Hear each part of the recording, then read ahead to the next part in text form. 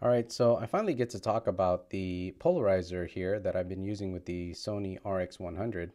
This is the new mag filter from carryspeed.com. Mag as in magnetic.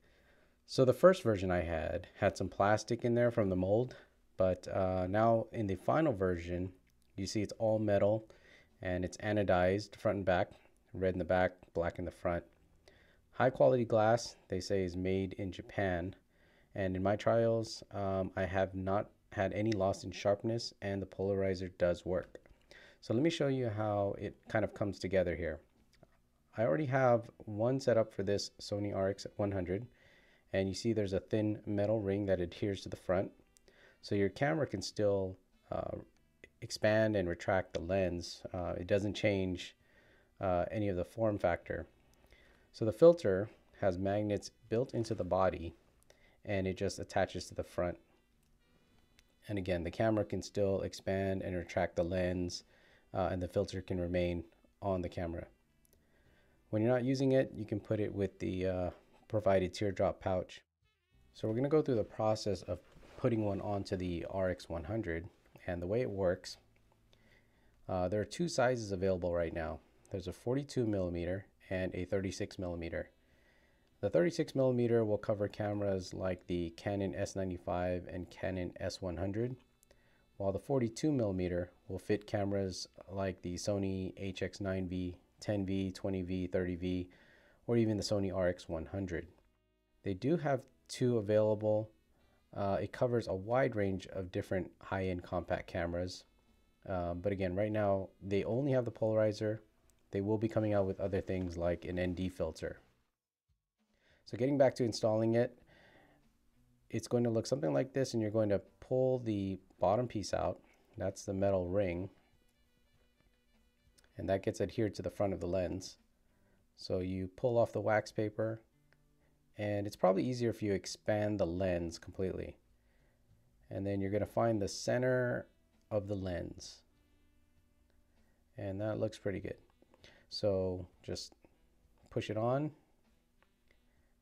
And now that that metal ring is stuck on there, you're going to take this filter. You're going to remove the top protective layer. There's one in the front, and there's one on the inside. Make sure you take off the one on the inside. And then you just stick it right to the front.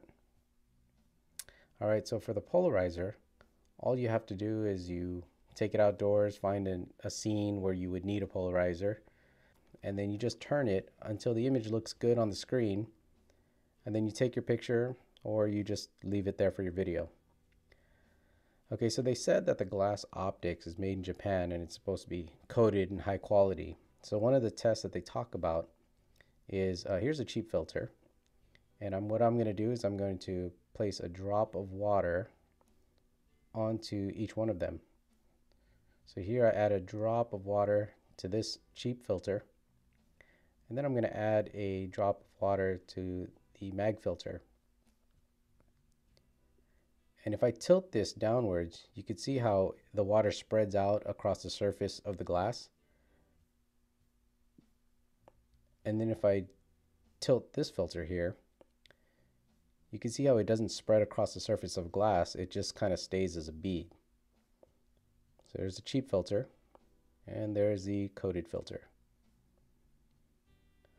So the glass is coated, and it's much higher quality than cheap stuff out there.